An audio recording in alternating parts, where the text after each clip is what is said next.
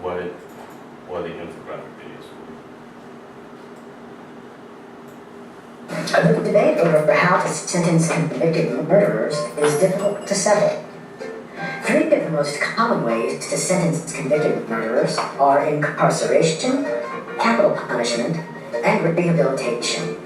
First, supporters of incarceration or imprisonment argue that murderers should be separated from society. Next, proponents of capital punishment argue that murderers should pay for their crimes with their lives. Finally, supporters of rehabilitation argue that we should examine why an individual committed murder. Okay, so that's the first section of the video, and that's going to be what they watch in their primer at the very end of class. So it kind of introduces, okay, this is what we're going to talk about. These are different perspectives, kind of give background information of what those perspectives are. And then from here, they're going to go into the three perspectives. So. The controversy continues, and the question remains, what is the proper sentence for convicted murderers? Incarceration separates criminals from society. Because of this, two Stanford professors say locking up criminals for a long period of time reduces crime rates. Supporters of incarceration agree. They say it is a deterrent to crime and argue that the risk of incarceration keeps people from committing murder. What's more, they think prison also may give convicted killers the opportunity to consider their crimes and show regret. However, are these benefits to society worth the cost? Opponents of incarceration argue that long-term imprisonment is expensive. In the United States alone, it costs $75 billion to run the prison system. In fact, it costs 2 to 4 times more to keep one convicted murderer in prison than it does to educate one child. Perhaps one of the most debated forms of justice is capital punishment. This debate is over whether the government has the right to kill one of its citizens. Okay, so I won't play the whole video, but as you can see, it goes into one perspective and it goes into the other. And so at each of the perspective frame, you can play the clip of just showing that particular perspective, but again, it's up to you whether or not you want to do that based off your class. Now, so this is the infographic videos, and those are shown in Eagle and Alba, but in Alba Plus, they've changed it to just an infographic image. The rationale, reasoning behind that is a video is just very linear. So if the students forgot, one part of the video, they would need to replay that part again to get that information. But with an image, you could just basically pick and choose or quickly be able to see the information that you want. So for Alba Plus, they are moving to images. But there is a primer video for Alba Plus that it's not set up the same way as this, where it says, okay, this is what we're going to be talking about. These are the three perspectives. It just kind of gives an overall issue to kind of think about, okay, why are we even talking about this? So an example, I think one of the topics is about whether or not tablets should be used in the classroom. And I think basically the video is just kind of a quick timeline through history where a teacher was using the chalkboard, and then someone tells them, hey, try using a piece of paper. And the guy's like, I'm not going to use a piece of paper, this is stupid, and throws it in the trash. And then someone else picks up a piece of paper and says, hey, this is awesome, this is cool, I can write on it. And then someone says, hey, here's a book. Why don't you try using a book in class? And I was like, no, this is too heavy. Throws the book in the trash, and then some guy picks up the book and says, hey, this is awesome, we should use this in class. And then next is, I think, either a computer or tablet, and it's like, computers are evil, we're not going to use it. And then next person, and then finally there's a tablet. So kind of getting them to think about, okay, there has been changes made in the classroom, but why are there people for or against different things that have always been brought up? So it kind of shows them the issue, and then from there, with the infographic images, they go into the actual argument and perspectives. Basically done, unless you guys have questions, and we're right on time. Any questions?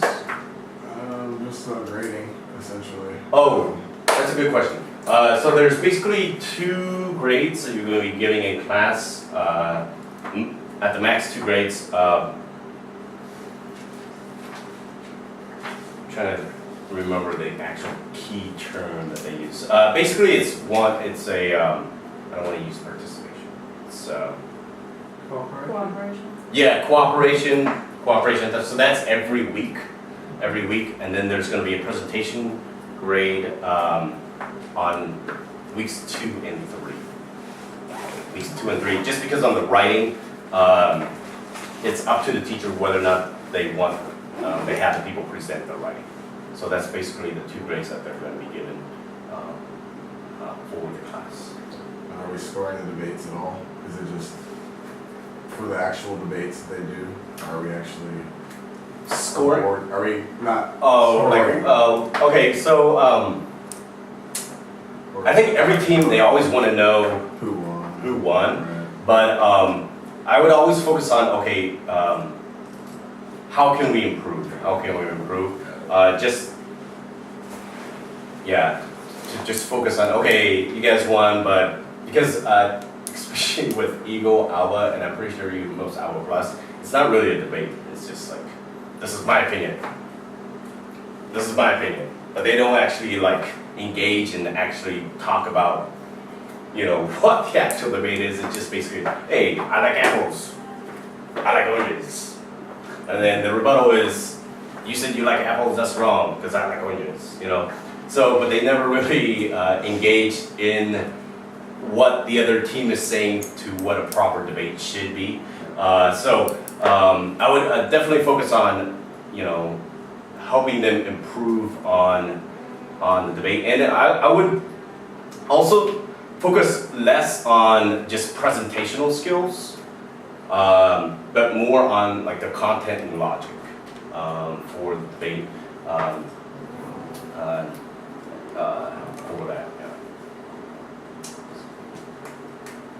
Any other questions? Okay. My name is Chris. If you have questions about this or any of the story modules, feel free to email me. You know what? I'll give you guys my email.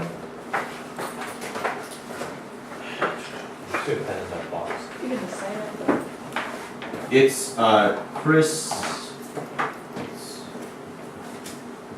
Crossan at Chandra.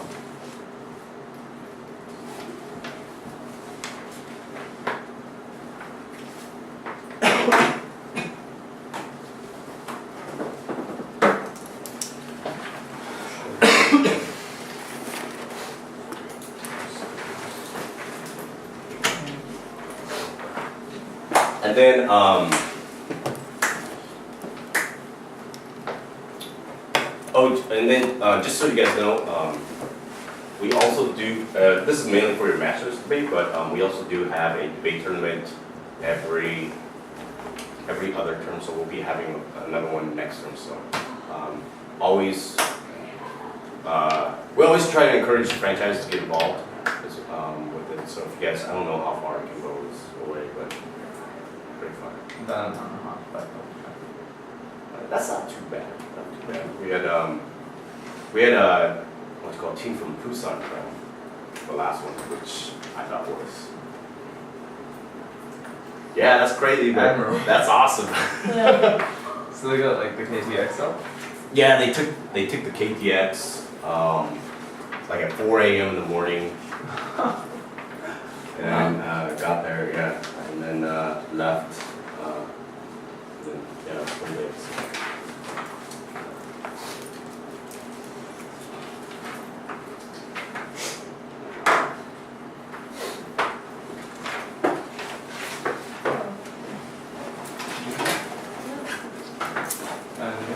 No, I shouldn't leave through the school center for Oh, the discussion, but I'm gonna. that's okay. I'm sure you're very disappointed.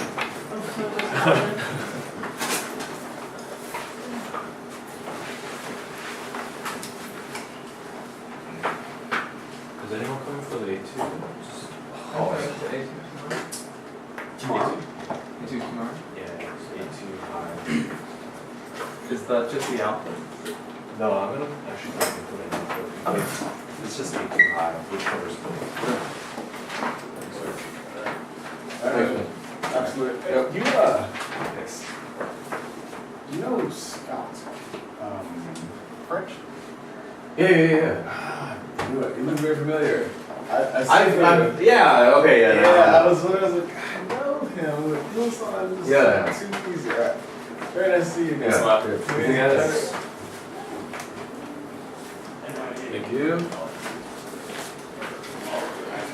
Thanks, Scott. Thank you. Thanks, Chris. Thanks very much.